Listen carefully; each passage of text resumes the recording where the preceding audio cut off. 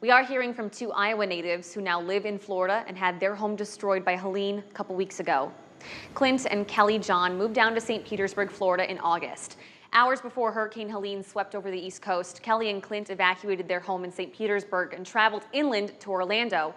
But the flooding from Hurricane Helene affected them the most and forced them to move back to Iowa for now. The damage with getting 5 feet of water in the house and kind of pushing us out. So that was the one that essentially displaced us, and then just having Milton come behind was a lot. The couple watched Hurricane Milton from Kelli's parents' home in Iowa as it swept over Florida, just like Helene. They also said their neighbors, friends, and family are helping them get through this time.